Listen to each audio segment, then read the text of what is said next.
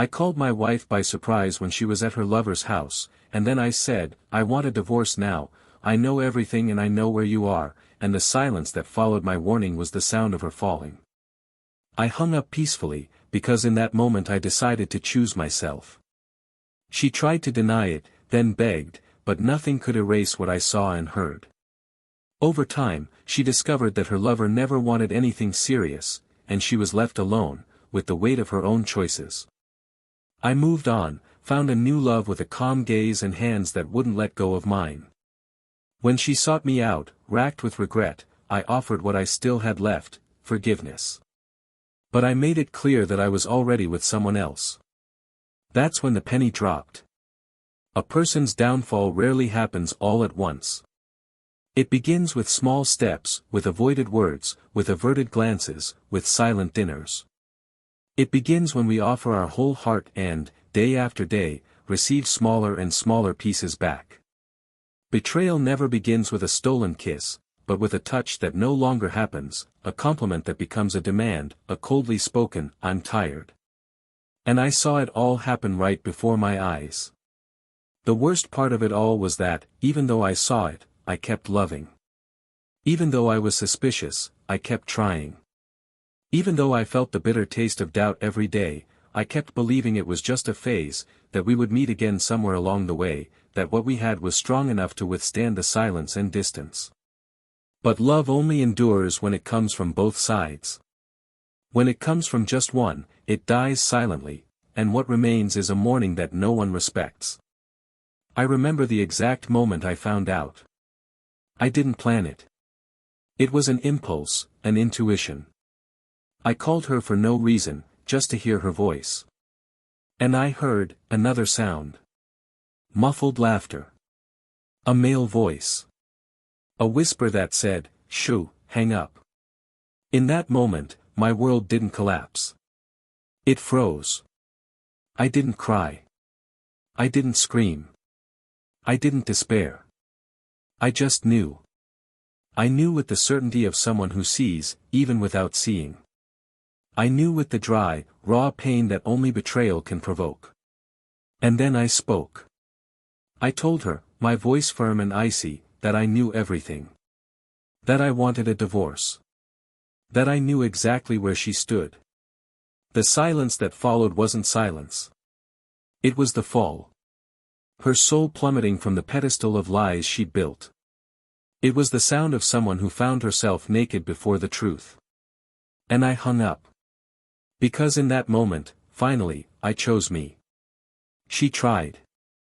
She tried to erase what was already a tattoo.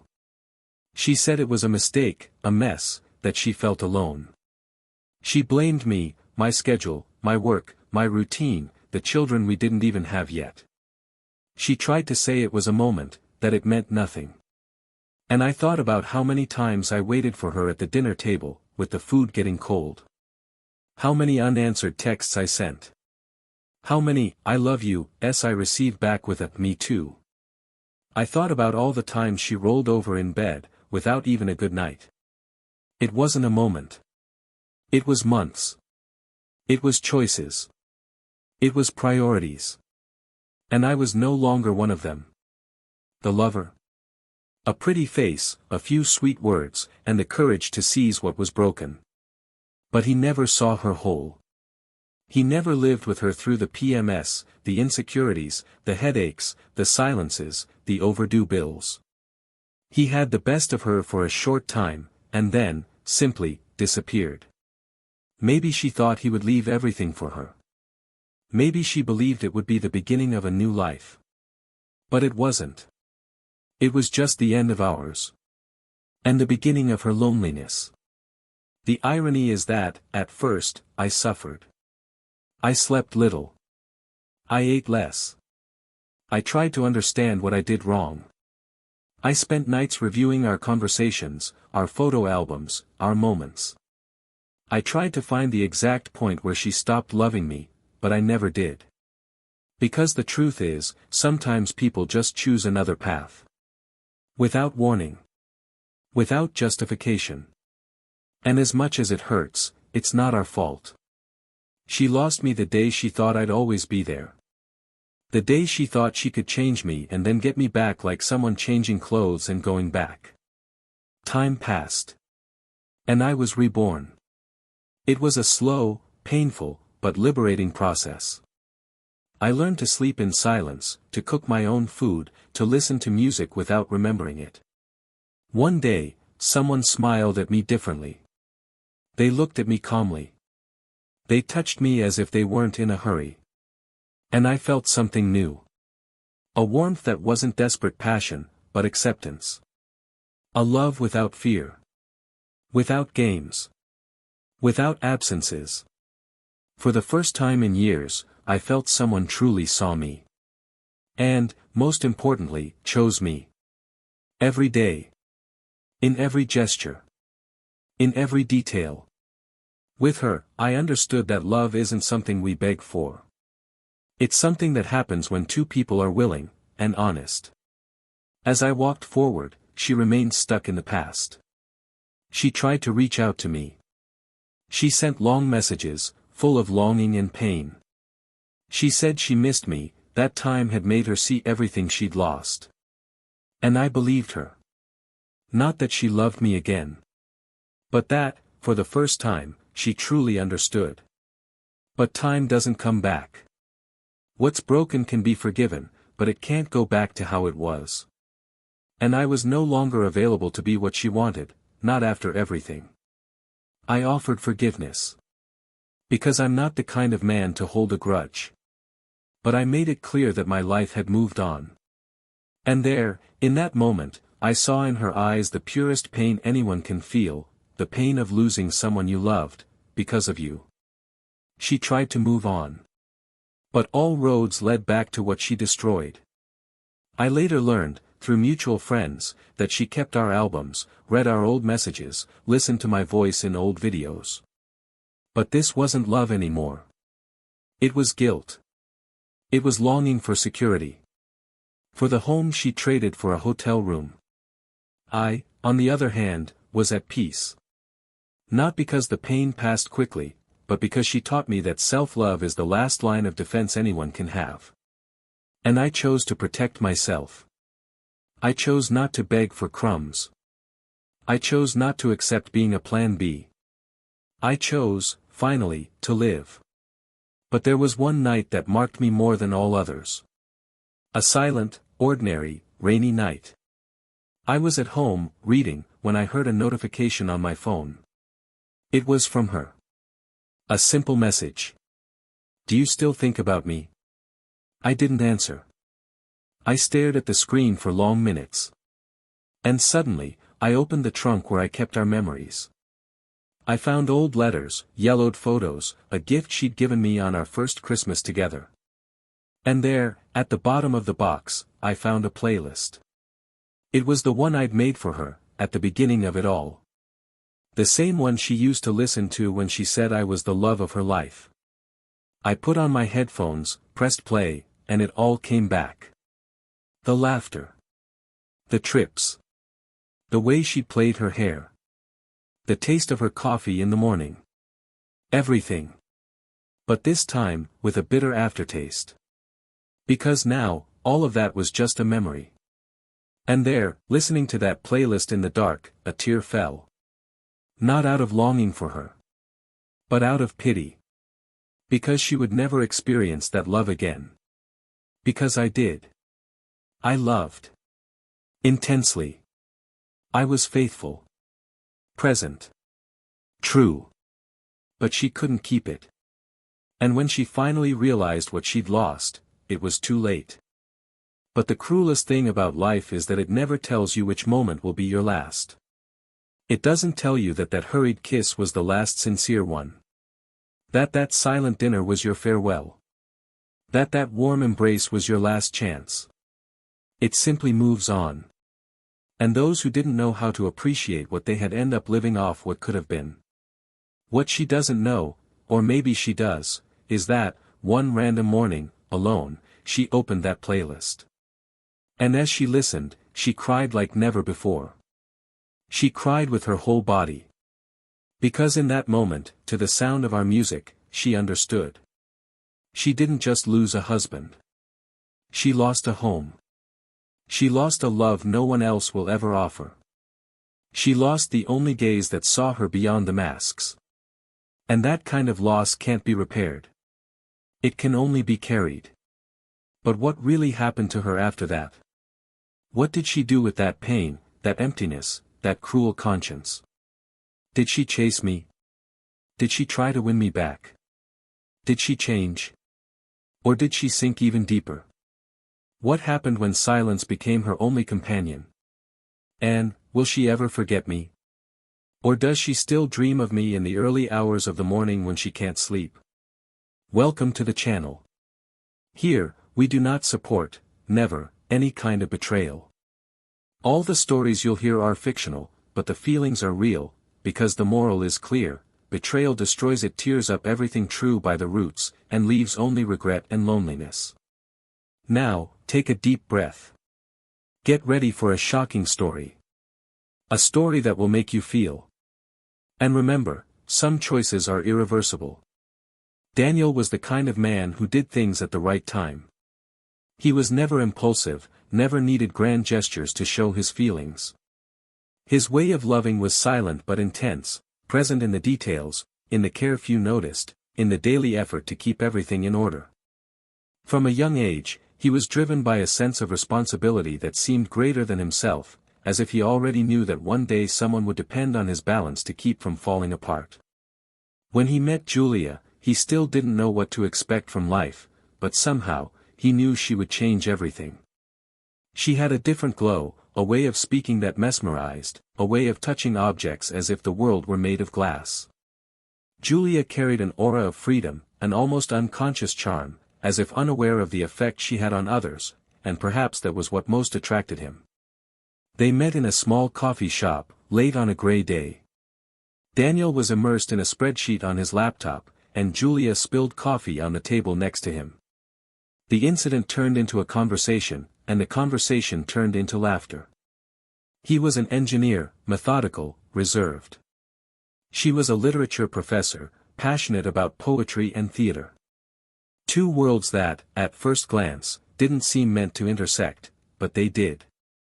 In the first few months, it was as if the universe were playing at aligning coincidences, unexpected encounters, shared tastes, a natural fit even in the silences. Julia said he made her feel calm, and Daniel said she brought color to his days. Together, they built a leisurely relationship, based on a trust that, at the time, seemed unshakable. After 2 years of dating, they decided to move in together.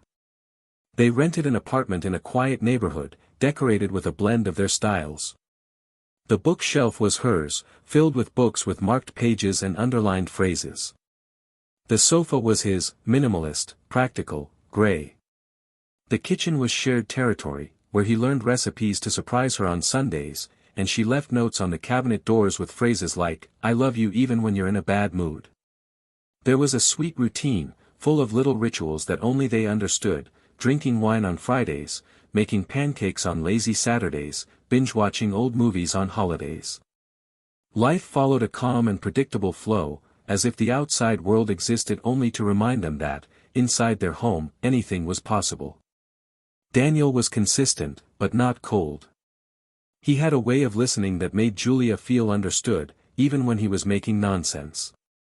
He remembered details: the date of their first kiss, the name of her favorite author, the wine she chose on their third date. He gave her flowers for no reason, but never the same ones. He took her car for a service without her asking, left chocolates in her purse when he knew she was having a hard day. Julia, on the other hand, was emotion. She sometimes exaggerated, dreamed big, cried at perfume commercials. But she was generous, intense, and funny. She had a contagious laugh and a spontaneous way of turning any ordinary evening into something memorable. She was the kind of woman who danced alone in the living room and wrote letters by hand in 2020. To Daniel, she was like a book he never tired of rereading, and each page brought something new. The wedding came 3 years later. A simple ceremony, surrounded by close friends, in a garden filled with yellow lights and wooden tables. Daniel cried during the vows. Julia laughed as she wiped his tears. On their honeymoon, they drove through small towns, with no set itinerary, improvised soundtracks, and spontaneous stops to photograph landscapes. They returned with the feeling that life was finally beginning. They bought a larger apartment and began planning for the future: children, travel, stability. He worked hard, but always found time to come home and sit with her, listening to her students, her books, and her worries. She, in turn, became increasingly involved in social projects, endeared herself to her neighbors, organized dinners, and made a point of preserving their emotional bonds. Over time, as is natural, the routine became more demanding. Bills mounted, responsibilities multiplied, and leisure time became more spaced out. Daniel immersed himself even more in his work, taking on major projects and traveling more frequently for work. Julia began filling her days with classes and new courses, striving to keep her creative spark alive. There was still love between them, but there was also silence. A new, dense silence, no longer comfortable. Sometimes it was as if they spoke different languages, even though they shared the same bed. Conversations became objective, practical. The kisses were quick, the hugs hurried. Affection still existed, but it was more functional than emotional. The laughter diminished, dinners as a couple were replaced by lunches in front of the television, and weekends began to be spent in separate rooms. Daniel realized this, but believed it was just a phase. After all, every couple goes through difficult times. He held out hope that things would return to the way they were. He planned surprises, but ended up postponing them out of exhaustion. He considered trips, but unavoidable commitments always arose. When asked, he said everything was fine, perhaps not perfect, but stable. Julia also said she was fine, though sometimes she seemed distant, lost in thoughts he could no longer decipher. They still shared the same space, but they no longer shared the same time. The love that once brought them together now seemed to hold them together by inertia, as if neither knew exactly how to begin leaving, or if they truly wanted to leave. And it was in this silent impasse that their story began to change. The days continued with the same semblance of normality. Daniel continued to wake up early, rush through his coffee, and leave for work with the crooked tie she used to lovingly adjust. Julia still organized the house, tended the plants, and shopped, but now she listened to loud music on her headphones as she walked down the street, as if trying to disconnect from everything around her. Meetings with friends became rarer, visits to family more spaced out. It was as if they had both sunk into parallel bubbles, each facing their own concerns, unsure how or if they should share them. There were still moments of tenderness. She bought his favorite juice, he noticed her haircut, but these gestures no longer held the same luster. They were like memories disguised as routine. The nights were particularly difficult. The silence between them was louder as the world outside fell asleep. Daniel tried to make conversation, tell her something about work, mention a new movie. Julia responded politely, smiled slightly, but quickly withdrew. She said she was tired. That she wanted to read. That she needed to go to bed early. There was a growing but subtle distance. A feeling of something slipping through their fingers, even as their hands still touched. Daniel didn't want to believe this was the end. He wanted to believe it was just a turbulent moment, that it would soon pass. That everything would go back to the way it was before, or at least better than now. He clung to the memories, the good times, the promises exchanged at the altar. Julia, for her part, seemed increasingly oblivious to all of this, as if waiting for something, or someone, that still had no name. Neither of them talked about their feelings. Neither of them faced the issue head-on. Both preferred the comfort of denial, the idea that they were simply tired, busy, overwhelmed. But deep down, something was being lost a little more each day. Admiration gave way to indifference. Care to routine. Desire to habit. They still slept together, but their bodies no longer sought each other with the same urgency. Texts during the day became informative. I love yous became rare. Touch, once instinctive, now seemed a rehearsed gesture. And in that tepid setting, between walls that once held laughter and now held silence, an entire love began to fragment. Not with shouts or fights, but with the worst of weapons, forgetfulness disguised as coexistence. Julia started going out more. She said she needed to breathe, see people, do new things. Daniel supported her. He said it was good, that she deserved it. He trusted her. He always had. Maybe too much. And she started coming back later. Sometimes with plausible excuses, sometimes not so much. He didn't question her. Not out of fear of the answer, but out of pride. Because asking would be admitting something was wrong. And he still wanted to believe everything was okay. He kept doing his part. He came home, made dinner, left the light on. He waited. Always waited. Because this was what love was for him, being available. And he still was. But what Daniel didn't know, what no one knew, was that, in that stillness, something was silently being constructed. A choice, a detour, a failure. And that choice, when revealed, wouldn't just change the course of that story. It would change everything. Because some mistakes can never be undone. And when the truth finally comes to light, the love that once united them will be the same one that will tear them apart forever. Daniel began to notice the signs not all at once, but gradually, as if each small detail were a loose piece of a puzzle he didn't yet realize he was putting together. Julia's replies to his messages took longer, and often came in short bursts, as if responding were a forgotten obligation. Calls were interrupted by vague excuses, and evening appointments became all too frequent. He would say it was fine, that she needed this space, and on the outside he maintained his composure, but inside something was beginning to stir, a discomfort that wasn't yet pain, but was no longer peace. There was a new space between them, and it wasn't just physical, it was as if an invisible glass had formed there, separating two worlds that had previously intertwined naturally. Daniel, though he said nothing, felt something slipping through his fingers. Julia was increasingly absent, and when she was present, she seemed distracted. Her smile was automatic, her attention divided, her eyes darting away from his as if fearing some truth that could not yet be told. She spent more time on her phone, often turning the screen down when he approached, as if a simple glance could expose something she still didn't know how to hide. Daniel, who had always trusted her, began to observe. Not out of immediate distrust, but out of a silent instinct that grew like a shadow. He knew something was wrong, but he didn't want to admit it. He wanted to believe it was fatigue, routine, the weight of adulthood. He preferred to blame himself for not being more present than to consider the possibility that he was being left behind by choice. The dinners he prepared began to be rejected. First because he wasn't hungry, then because of unexpected commitments.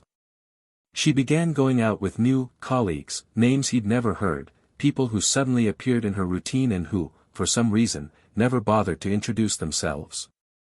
Daniel asked questions lightly, without pressure, simply trying to stay close, but the answers were always vague, accompanied by an impatient tone, as if his concern were a nuisance. He smiled, swallowed his discomfort, and went about his day as if everything were fine.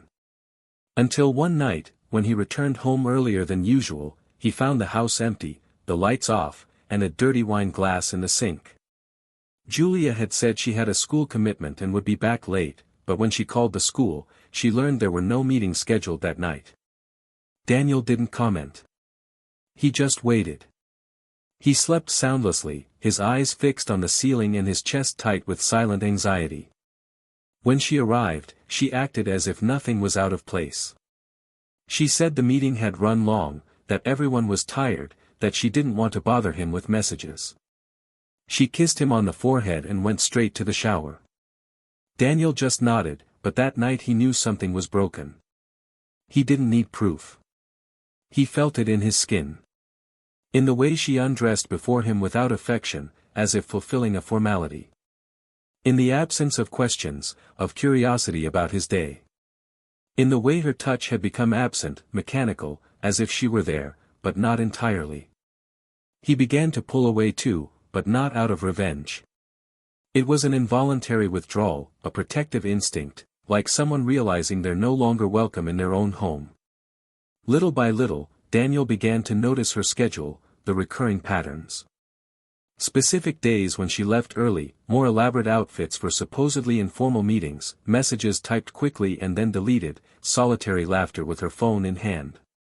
He began to mentally store these details, but still tried to push away the thoughts that gnawed at him.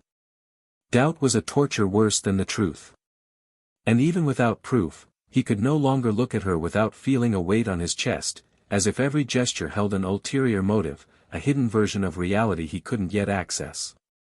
The nights became quieter, the touches less frequent, and his dreams became invaded by images he didn't want to see, but which seemed to scream inside him. Julia still had the same excuse: meetings, events, co-workers. But he no longer cared about sounding convincing. Lack of explanations had become part of the routine. Daniel, however, didn't confront her. He observed. Silently, he began to form a plan. I needed to know, I needed to be sure. Not for revenge, but so I could finally make a decision. It was as if his life were on hold, as if each day were a wait for the moment when everything would be revealed. Until, one ordinary afternoon, as he was returning home early, he felt an impulse. A sudden urge to call her. He had no clear reason, he just wanted to hear her voice, confirm what his heart had been screaming for weeks. When she answered, her voice sounded nervous, hurried, muffled. He asked where she was, and she said, without hesitation, that she was stuck in traffic after a school event. But in the background, he heard a male laugh, close, intimate, muffled. And soon after, a barely audible whisper, hang up, he'll get suspicious. The silence that followed was absolute. Daniel said nothing for a moment. His hand trembled. His chest burned. The world seemed to have stopped, and all he could hear was his own heart beating, fast, heavy, wounded. Then, with a calm he himself didn't know he possessed, he spoke. He told her he wanted a divorce. That he knew everything. That he knew where she was. And then he hung up. There was no shouting, no accusation. Just the cold realization of a truth that no longer needed to be denied. He stood there, phone still in hand, staring into space. It was at that moment that he felt something unexpected: peace. A strange, melancholic, yet liberating peace. Because now there was no more doubt. Now he no longer needed to wonder where, with whom, why. Now he knew. And with that certainty, he could finally choose himself. Julia tried to return the call. She sent messages. She tried to minimize. Disguise. Deny. But Daniel wouldn't listen. In that moment, he chose silence as his answer. A silence that said everything words couldn't express. It was the end. Not yet official, but definitive. The pain was no longer for her. It was for the story he believed they had. He didn't tell anyone right away. He didn't want to share that pain, not because he was ashamed, but because he wanted to understand for himself what had happened to them. How they got there. How such an intense love could be lost like that, amid routine, neglect, the other's choice. Daniel spent the next few days in a state of torpor. He went to work like a robot, answered his colleagues with monosyllables, avoided worried looks. At home, he avoided the rooms that held memories. The bed, the sofa, even the kitchen. Everything carried the mark of something that no longer existed. Even her scent was still there, like a ghost wandering the empty spaces. Julia, on the other hand, kept trying to contact him. Sometimes guiltily, sometimes coldly, as if trying to justify something she knew deep down was unforgivable. She believed, perhaps, that time would ease the pain, that he would return. But she didn't understand that, for Daniel, love had died the moment he heard that laughter in the background. In that sound, he heard not only the betrayal, but the disrespect, the neglect, the certainty that he was no longer a priority. And there was no coming back from that. No excuse could erase it. While Julia wavered between excuses and pleas for forgiveness, Daniel began to regroup. Not emotionally, he wasn't ready yet, but logistically. He began organizing documents, thinking about moving, mentally structuring the separation. Not because it was easy, but because he knew it was inevitable. She had crossed a line. A line he never thought would exist between them. And now, he was alone with that reality. But there was a part of the story that hadn't yet surfaced. A detail that would transform everything. Something Julia still didn't know how to reveal, or if she should. Because, behind the betrayal, there was something more. A secret. A motive. A decision that, when discovered, would make Daniel question everything again. Including how well he truly knew the woman he loved. Daniel didn't respond to her last messages. He didn't call, didn't respond, didn't seek explanations. Silence was now his defense, his clearest response. Inside him, there was pain, yes, but also a strength he'd never felt before. It was as if he'd freed himself from something without realizing the weight it carried. He no longer cried, nor did he wonder what he'd done wrong. The betrayal, cruel as it had been, had ended a story that no longer held true. He slept little, but he no longer dreamed of her. He ate little, but he no longer felt that lump in his throat. It was as if he were crossing a desert, exhausted, yes, but with the knowledge that on the other side was something new, or, at least, something that didn't hurt. Until, one day, she appeared. She knocked on the door as if she still had the right to. He took his time opening it. He knew that seeing her there would shake something inside him. But he did. She was different. Not dressed up, not provocative. Just, empty. Her eyes were puffy, her shoulders hunched, her face etched with a weariness that didn't seem physical. They hadn't looked at each other in weeks. The silence between them in the hallway seemed to carry the weight of a decade. Daniel leaned against the doorframe, arms crossed, expression neutral. She took a deep breath, as if seeking courage from the depths of her own shame, and said she needed to talk. He didn't answer, just made room for her to enter. The apartment was different, with rearranged furniture, changed curtains, misplaced pictures. It was as if he were slowly erasing her footprints from it. Julia walked to the sofa but didn't sit down.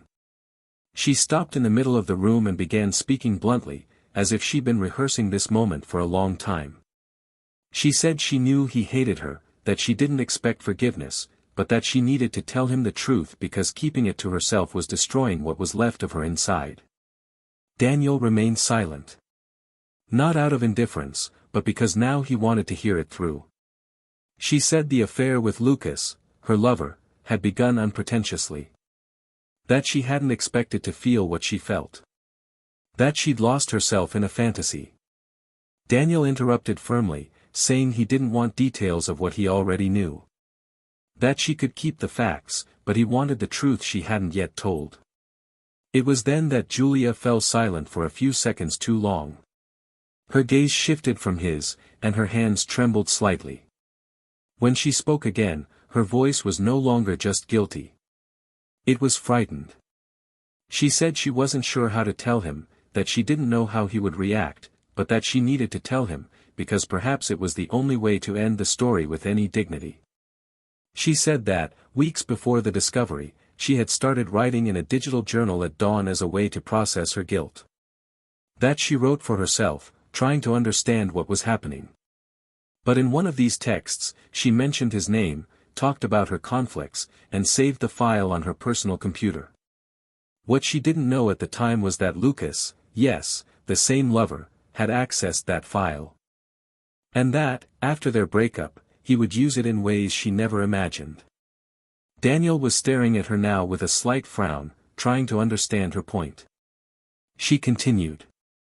She said that, after the abrupt breakup with Lucas, she began receiving anonymous messages. First, photos of the two of them together, of intimate moments. Then, screenshots of the messages. And then came the audio messages.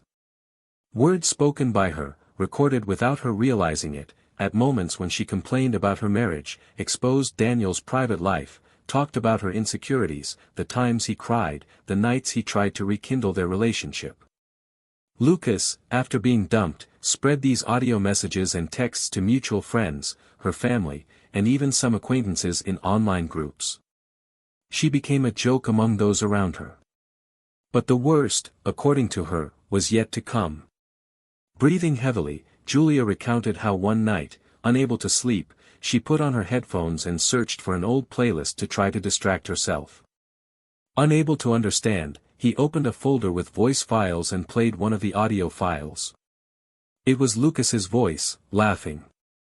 And then, what came next was like a punch. He told someone on the other end of the call that it had all been a game. That she was just another challenge. That his real goal was something bigger, to destroy the man she loved, out of pure envy. Because Daniel had turned down a project Lucas had tried to infiltrate years earlier, and had been firmly rejected. He said that, ever since, he'd dreamed of taking something from him. That it was easy to manipulate needy people, that she was emotionally vulnerable, and that it was like stealing candy from a baby. The humiliation was complete. Julia understood, in that instant, that she had been used. That she had betrayed not only the man who loved her, but herself. And all, for someone who never really saw her. Daniel was silent for a long time. Each of her words seemed to resonate within him with more force than expected. The betrayal was in the past. What hurt now was the truth behind it. The motivation. The contempt with which everything had been handled. The image of the other man laughing, mocking, celebrating the destruction of a story built with so much effort. And, above all, the feeling that, for a time, he had been handed over on a silver platter to a stranger who had never respected him. Julia was crying now. A weeping without restraint, without disguise. She said she felt ashamed, that she didn't know how to fix it, that if she could, she would go back in time. But she couldn't. And that was what destroyed her most. Not the fact that she had been abandoned. Not the public humiliation. But the certainty that she had ruined everything for someone who never intended to stay. Daniel stood up slowly, his eyes fixed on her. He walked to the window and stared at the street for a few seconds. He breathed deeply, trying to process everything. When he spoke, his voice was calm, but there was a new bitterness there, a pain that still had no name. He said he hadn't expected to hear that. That, even though the pain of betrayal had already been processed, he hadn't prepared himself to learn that he'd been the target of indirect revenge. He said he felt violated. Not just betrayed. And that, now, he understood why certain silences of hers weighed so heavily. Because she knew, even without confessing, that she had crossed a line from which there was no turning back. Julia tried to move closer, perhaps expecting a hug, a physical apology, an outstretched hand. But he backed away.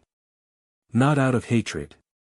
But because, in that moment, all that remained between them was the memory of what they had once been. She asked for forgiveness. She said she deserved nothing, but she needed to try. If she still had a shred of compassion left, she wanted to rebuild. Daniel replied that she would have compassion. Always.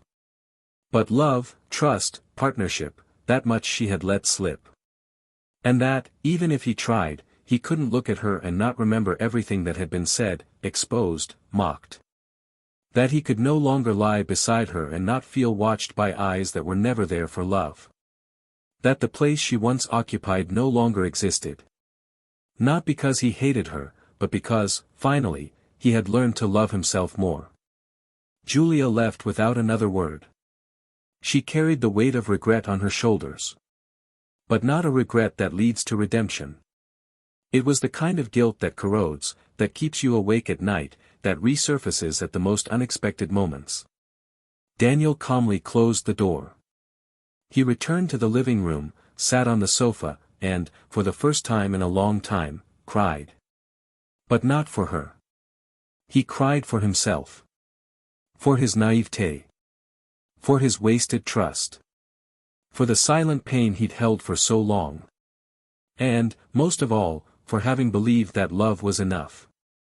That night, he understood that love, no matter how strong, doesn't survive when only one side fights to keep it alive.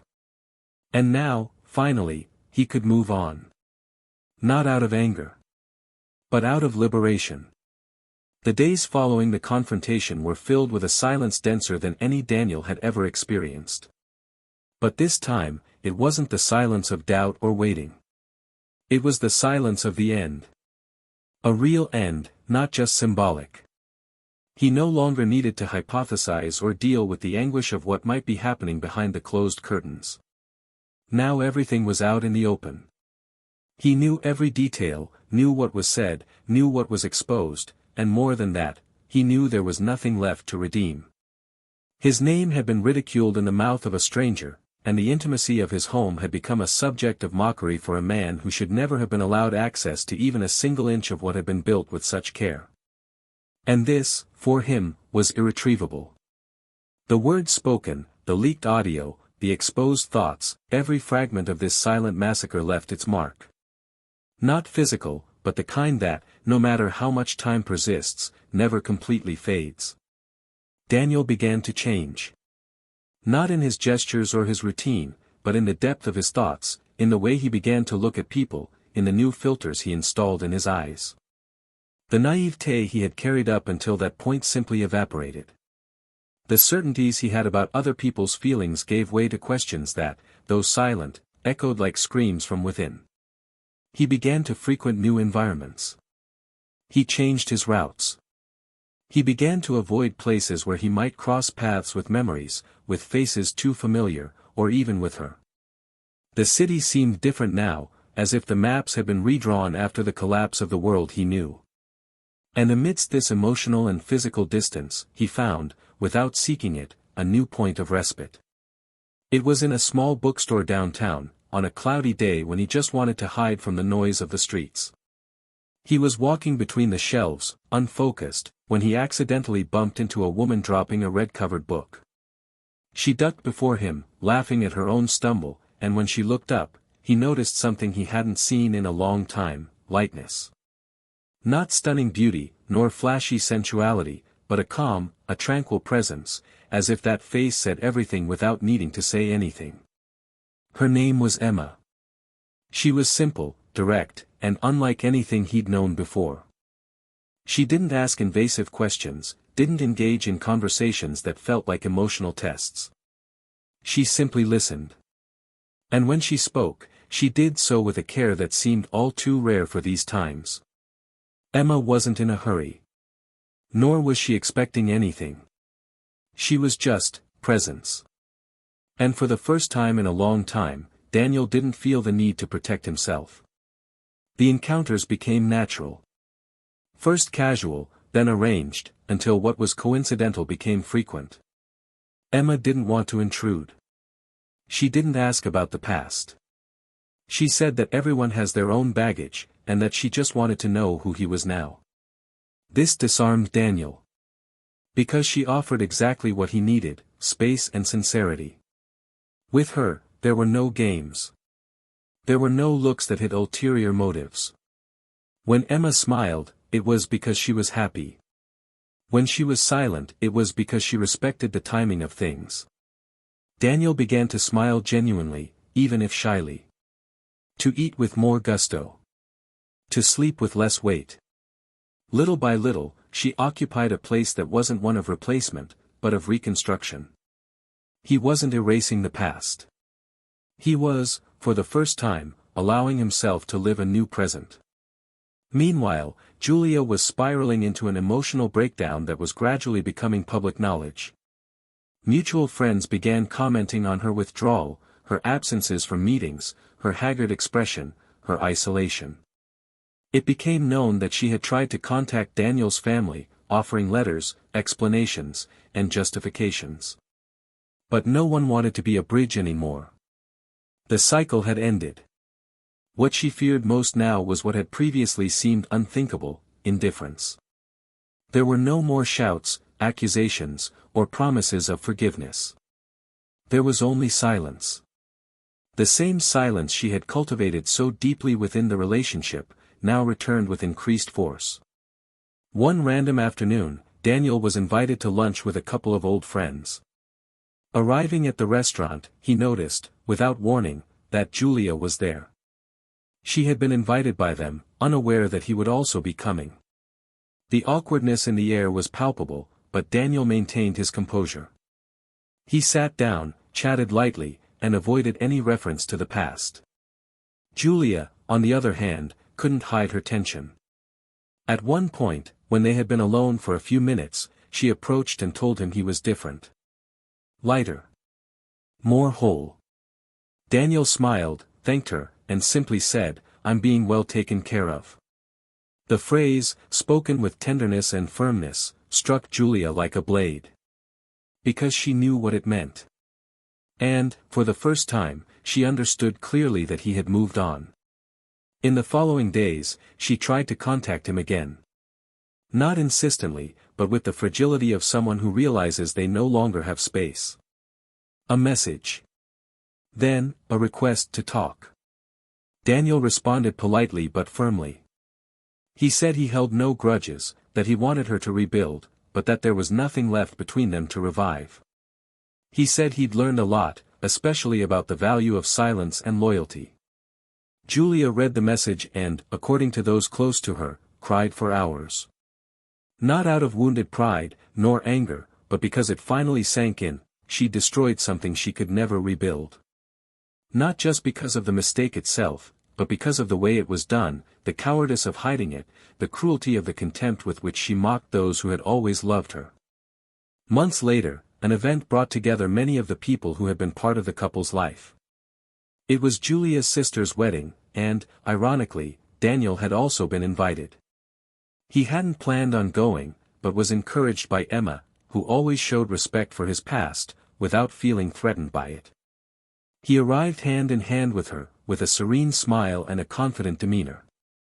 He greeted everyone present, was well received, and didn't shy away from anyone. When Julia saw him, she froze. She was wearing a beautiful dress, her hair neatly styled, but her eyes were downcast, dull, as if she didn't want to be noticed. Seeing Daniel laughing with the others, walking calmly with Emma, she understood that the place that had once been hers was now occupied by someone who would never talk about him behind his back, who would never use his weaknesses as ammunition. When it was time for the waltz, Julia discreetly left. She went to the garden at the back of the ballroom and cried. Not a loud cry, but the kind of cry that seems to come from the soul, as if everything were crumbling inside. She wasn't crying just out of longing. She was crying because, deep down, she always thought he would be there if she ever wanted to return. She was crying because now, even with all the explanations, it no longer mattered. She was crying because she had thrown away the only thing that had ever been true. And worst of all, there was no way to get it back. Julia became a sad memory of a beautiful story she herself chose to destroy. That night, as Daniel left the event, he held Emma's hand tighter. He didn't look back. He didn't even seek out glances. He simply walked forward, with a clear conscience and a peaceful heart. He knew he would still carry scars. But now they no longer hurt. They were just reminders of who he was, and of everything he had to lose to finally find himself. Life, silently, had taken care of giving each person the destiny they chose. And he, after all, chose to be happy. He chose to love without fear. And, above all, he chose to never again accept less than he deserves. The morning after Julia's sister's wedding, the world went on as usual for all the guests, but inside her, there was a silent collapse that showed no signs of dissipating. What was supposed to be a festive day, even if fraught with discomfort, became, for Julia, a cruel mirror of what she had let slip through her fingers. She found herself surrounded by people who, previously, represented affection, and now seemed to orbit her only out of obligation. Her aunt's gazes were no longer the same. Their hugs seemed lukewarm. And what hurt most was the absence of any comment about what she had done with Daniel. No one brought up the subject. Not out of respect, but out of indifference. Julia was beginning to understand the kind of silence that hurts more than a scream, the one that erases you. And in the midst of it all, there was his calm face, his hands clasped with another woman's, the smile she was no longer able to evoke. Daniel, on the other hand, upon waking that morning, felt neither relief nor euphoria. He felt serenity. A tranquility that seemed familiar, but had long since disappeared. It was as if, by seeing her that night, he had closed the final chapter of a story that no longer needed to be read.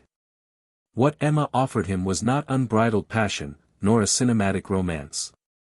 It was something much deeper, the certainty of being seen, heard, and respected. He knew he would never be the same man he was before, nor did he want to be. The wounds he now carries are part of who he has become, and even though they still hurt at specific moments, they served as living reminders of what he would never accept again. There was a time for love, and there was a time to learn to love oneself with the same intensity he once dedicated to those he didn't know how to value.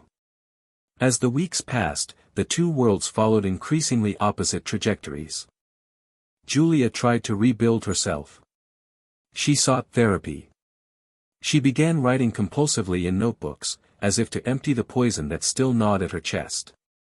She created an anonymous blog where she vented, using fictitious names, trying to make sense of what she had done. But nothing she wrote seemed to be enough to soothe her conscience. Words didn't cleanse. They only organized the mess in a more legible way. She tried dating other people. She tried to distract herself.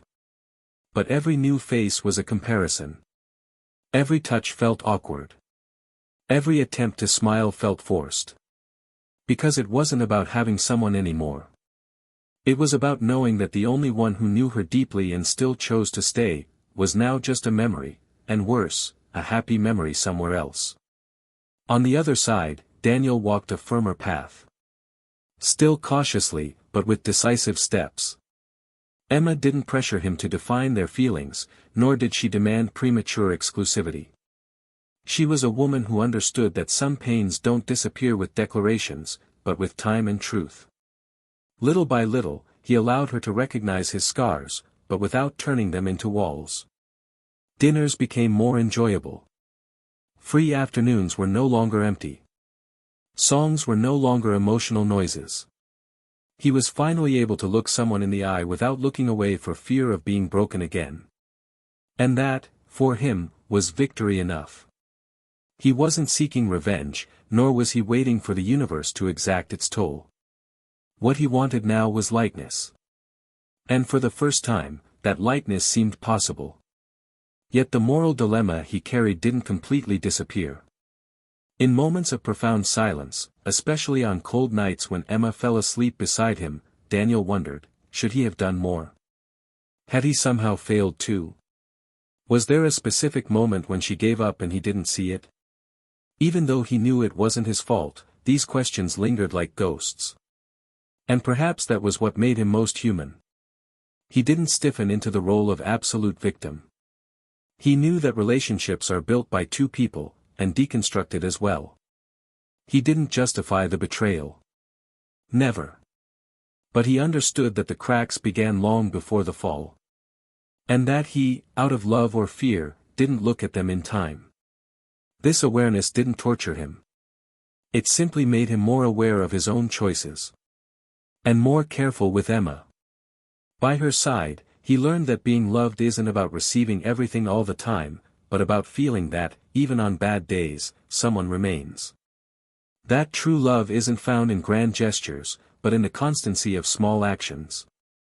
In the way she waited for him without demands, in the way she listened to him without trying to fix him.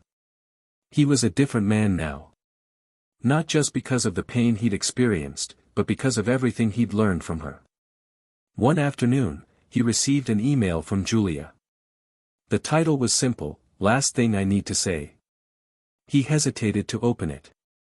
He thought for a few seconds, his cursor hovering over the digital envelope. But he clicked. The message wasn't long. It said she had finally understood what she had truly lost. That it wasn't just a relationship, but a man who looked at her the way she had never been able to look at herself. She said she now knew what it meant to be chosen every day, even when she didn't deserve it. And that, because of that, she would never try again. Not out of pride, but out of respect. Because the least she could do was accept that the love he offered was unique, and unrepeatable. And that she, with her own hands, destroyed that miracle. Daniel read the message calmly. He felt no anger. No pity. Just a silent respect for that final gesture. He deleted the email without replying. He knew there was nothing more to say. Sometimes, the best closure is silence. And he had already said everything he needed to when he decided to leave. He no longer felt the need to prove anything, or to explain his feelings. Everything was clear. She understood. He moved on. And that was the only truth left. One ordinary weekend, Emma invited him to visit a nearby town. A simple place, with quiet squares and cafes tucked away among cobblestone streets. Daniel accepted without hesitation. During the trip, they chatted about trivialities, laughed over old stories, and stopped to watch the sunset. And there, sitting beside her, his eyes fixed on the horizon, he felt something rare, fulfillment.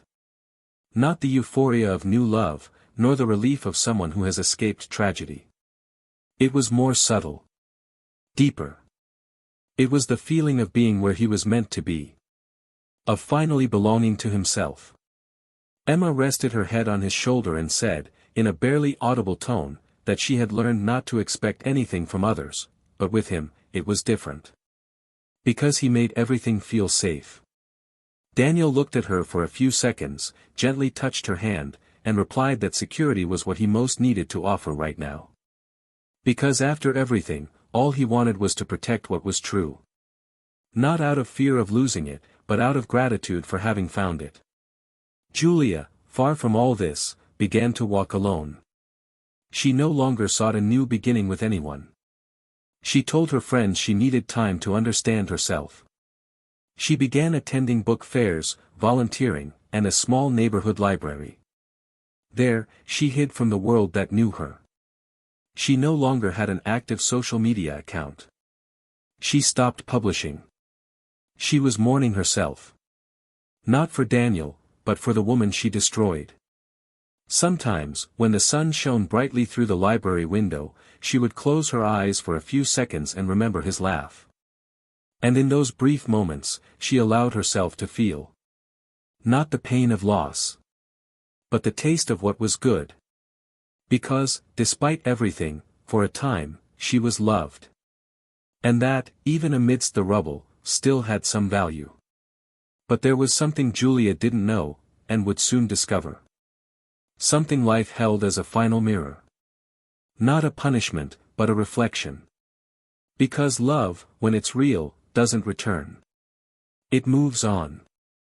But the consequences, sometimes they arrive after forgiveness. And they clearly show the price of the choices we make. One of the most unexpected mornings of Daniel's life began with an invitation. It was nothing formal, nothing planned, but it came from Emma with a curious look and a restrained, almost complicit smile. She had bought 2 tickets to a lecture on human relationships and emotional reconnection. The kind of thing he, until recently, would never have imagined attending. But something about her made him accept invitations like this without hesitation. It wasn't about the event itself, it was about the way she enveloped him in the simple, the uncomplicated, as if wordlessly saying that there, by her side, life could be light again. They went. They sat in the back seats, as if avoiding attention.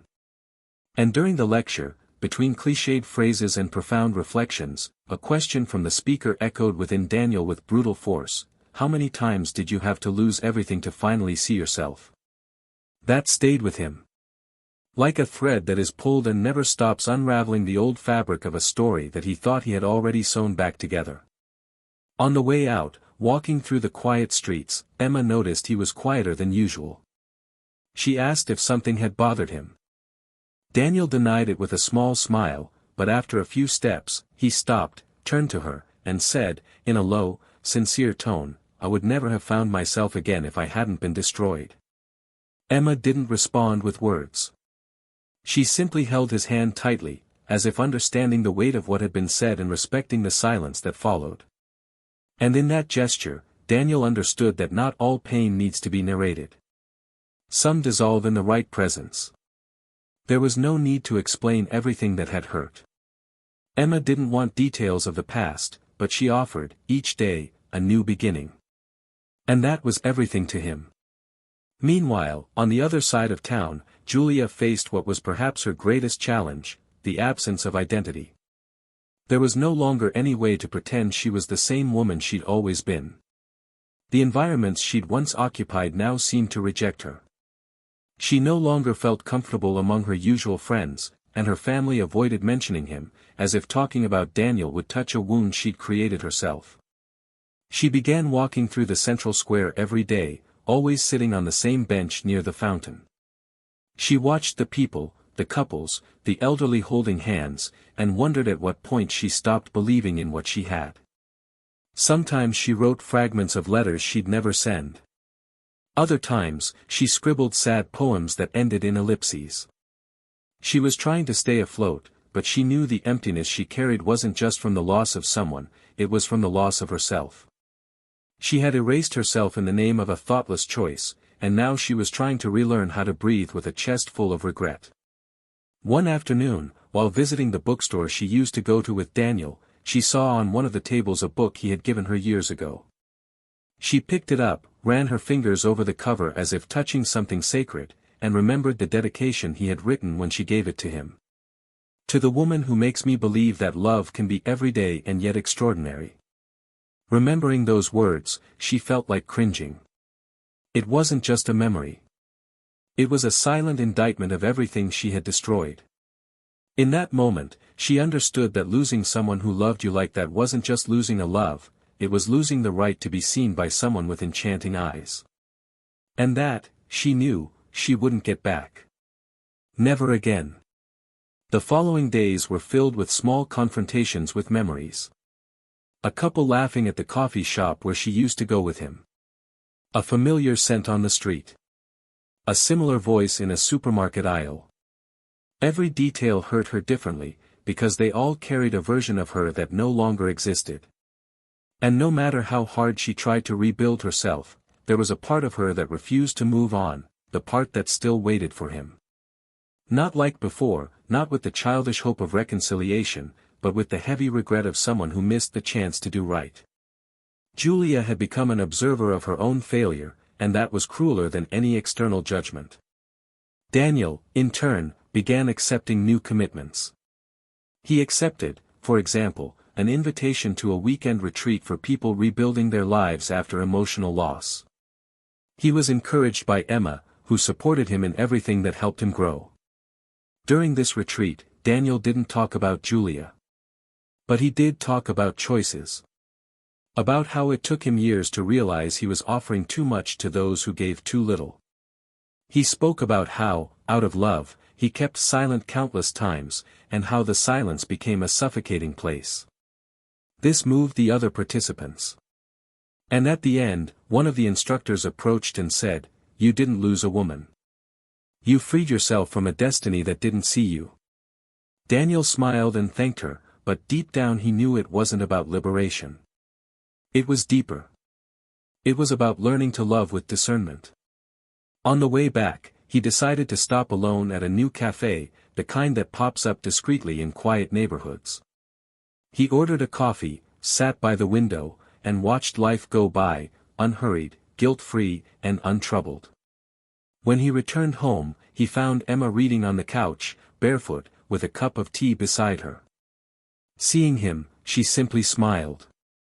She didn't ask how it was. She simply made room for him to talk if he wanted. Daniel sat beside her, placed his hand on her leg, and said, almost in a whisper, "This is where I want to be." Emma smiled back and simply said, "Then stay." That night had no vows, no promises. But there was shared silence, intertwined hands, and a love that grew slowly, as it should.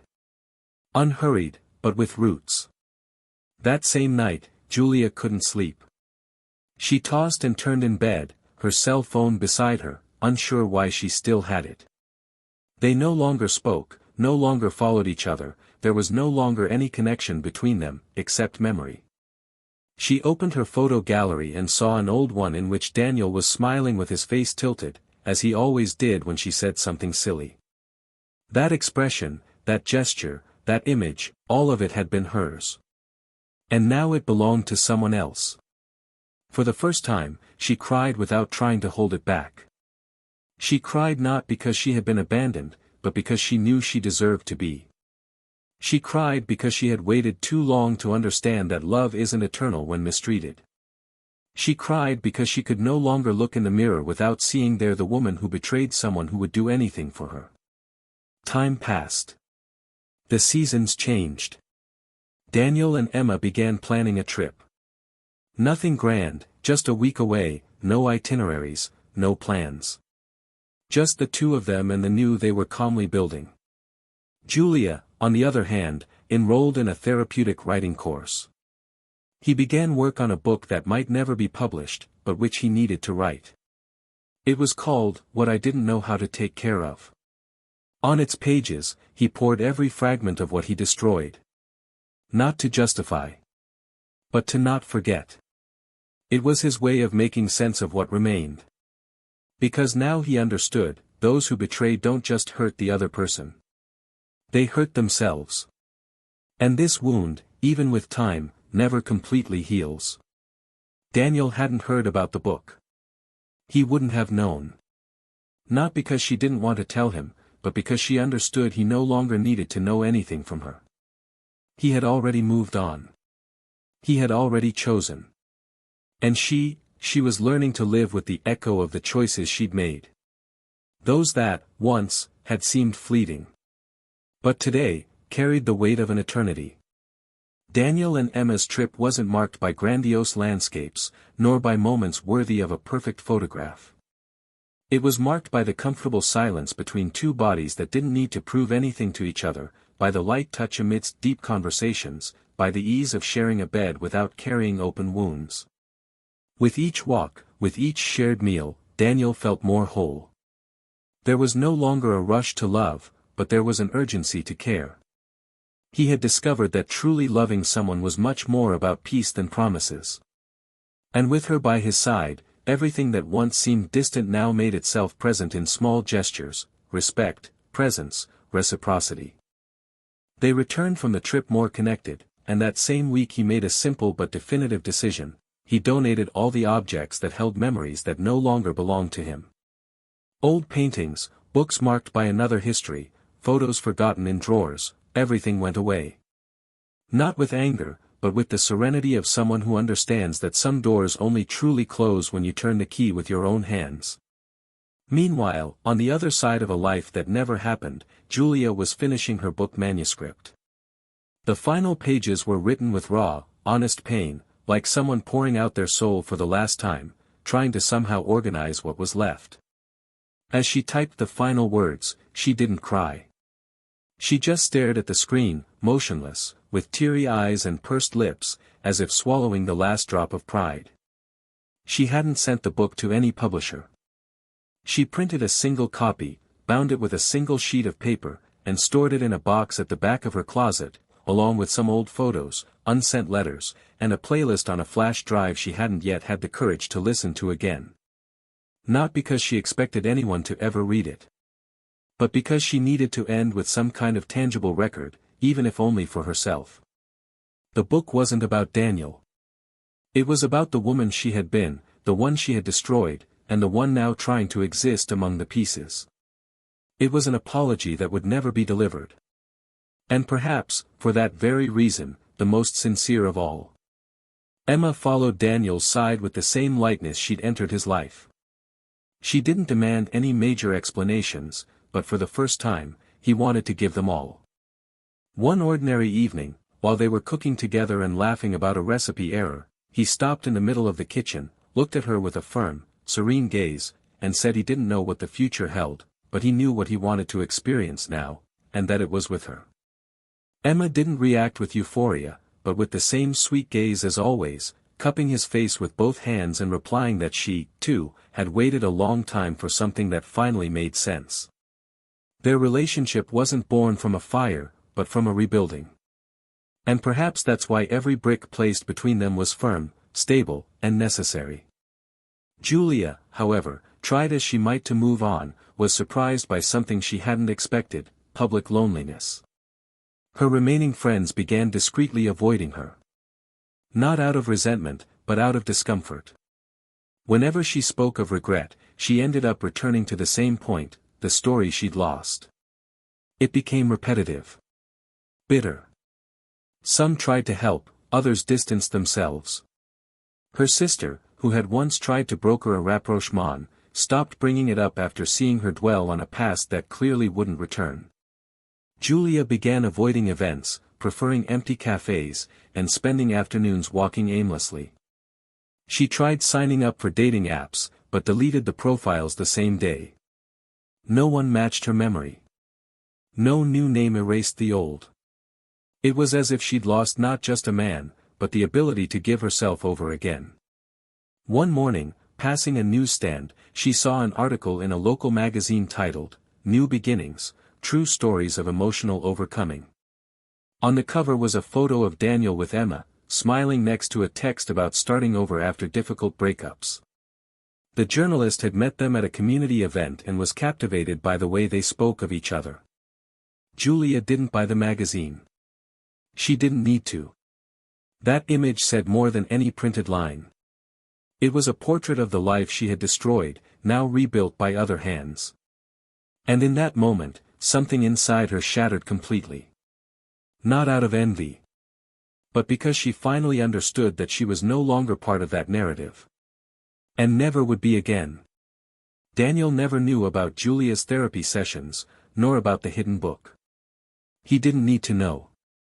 He had already forgiven, not to free her, but to free himself from the poison of anger. Forgiveness didn't erase anything, but it did restore to him the peace of walking weightlessly. With Emma, he learned that he didn't need to be perfect, just true. And it was this truth that sustained their love, which grew slowly but with deep roots. They traveled, but also stayed home. They made plans, but knew how to live in the present. They laughed easily and cried together when something from the past still hurt. And this was love in its purest form: constant presence and shared lightness. A few years later, Daniel was invited to give a talk on overcoming and emotional reconstruction. He accepted with some trepidation, but ended up becoming emotional during the preparation process. Upon taking the stage, in front of dozens of people seeking healing, he said it was never about forgetting, but about transformation. That love, when betrayed, doesn't die immediately, it bleeds for a while, but can be reborn elsewhere, with someone else, if there's the courage to move on. He said that forgiving isn't synonymous with accepting someone back, but with freeing oneself from the cycle of pain. And that betrayal doesn't just destroy the relationship, it destroys memories, respect, admiration. And sometimes, the very identity of the betrayer. In the audience, among those present, a woman with sunken eyes and hair lighter than before watched him attentively. She didn't applaud enthusiastically, nor did she stand out. She simply listened, silently. It was Julia. She had come here without warning anyone, with no intention of contact. She just wanted to hear him one more time. And at the end of the talk, when everyone stood to thank him, she remained seated. She watched him leave the stage hand in hand with Emma, surrounded by people touched by his story. And then she stood, left through the side door, and walked slowly to the street. When she reached the sidewalk, she smiled for the first time in a long time. Not a smile of joy, but of acceptance.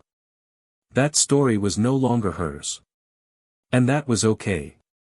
Daniel, as he got into the car, commented to Emma that he'd felt something strange during the talk, as if he were being watched by someone from his past. She laughed, saying maybe it was all in his head. But she held his hand firmly and added, "If it was, I'll have seen how much you've rebuilt yourself." He nodded. He no longer needed validation. He no longer needed witnesses. Because true love, when cultivated with care, speaks for itself. And theirs, though discreet, was strong enough to withstand any shadows from the past. And so, life went on. For some, with ease. For others, with the weight of something that can never be undone. Because this is what betrayal is, it doesn't just end a relationship, it tears out the trust, the security, and the love that was once pure. Some wounds don't heal, they become lessons. And the hardest of all is that sometimes there's no going back. When you betray someone you love, you don't just lose them.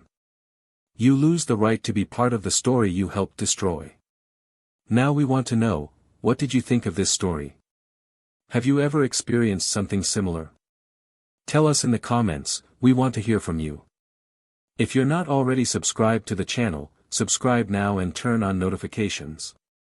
Every week, intense stories like this are published, always with an ending that brings not only impact, but also reflection. And speaking of reflection, take this with you, betrayal is not a simple mistake. It's a choice that hurts, that rips away the most valuable thing between two people, trust. No matter the reason, no matter the excuse. When someone decides to betray, they're signing the death warrant of something that could have been eternal. Here on this channel, we do not support, justify, or romanticize any kind of betrayal. We believe in true love, mutual respect, and the importance of choosing the same person every day. Because cheating is easy. What's really difficult is honoring what you've built with truth. Until the next story.